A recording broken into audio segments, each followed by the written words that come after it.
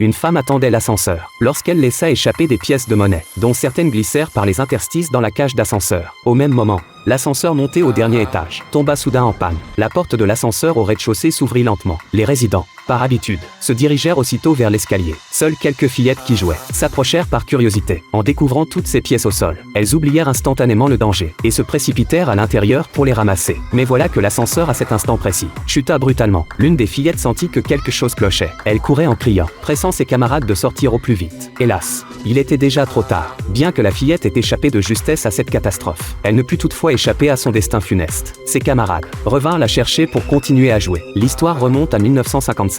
À ce 17 avril volontairement oublié, dans un observatoire isolé, des centaines de cadavres apparurent mystérieusement durant la nuit dans la salle d'observation, tous disposés en position de prosternation, comme pour se prosterner devant un portrait inquiétant au mur. Ce qui était encore plus terrifiant, d'après les traces sur place, ces cadavres étaient sortis d'eux-mêmes de leur tombe, mais avec le sommet asiatique qui approchait. Pour éviter tout incident, les hautes autorités ordonnèrent immédiatement le secret absolu. Le commandant, conscient de l'étrangeté de l'affaire, convoqua secrètement un ami journaliste, le priant de tout documenter, pour ensuite révéler la vérité le moment venu. 29 années passèrent rapidement. Cet événement étrange était tombé dans l'oubli. L'ancien observatoire avait été reconstruit en immeuble d'appartements. La famille de Jenny venait justement d'emménager ici. C'est alors que leur cauchemar commença. D'abord le père, après le déménagement, adopta un comportement bizarre. Personne ne savait quel était son travail. On le voyait seulement partir chaque jour avec une mallette noire. Et dès son retour, il l'enfermait dans un placard, interdisant à quiconque d'y toucher. Plus étrange encore, les informations alertaient sans relâche qu'une violente tempête allait s'abattre. Compte tenu de la position en contrebas de l'immeuble, par mesure de sécurité, Jenny proposa de quitter temporairement l'appartement. Mais son père s'y opposa catégoriquement, comme si partir déclencherait quelque chose de plus terrible encore qu'une tempête. Ensuite, lorsque Jenny alla jeter les ordures, elle découvrit que le vide-ordures de son étage ne s'ouvrait pas. Elle dut descendre au 7e étage, où elle fut stupéfaite de constater que toutes les portes des appartements étaient inexplicablement ouvertes. Les résidents semblaient comme possédés, avec des comportements étranges. Jenny,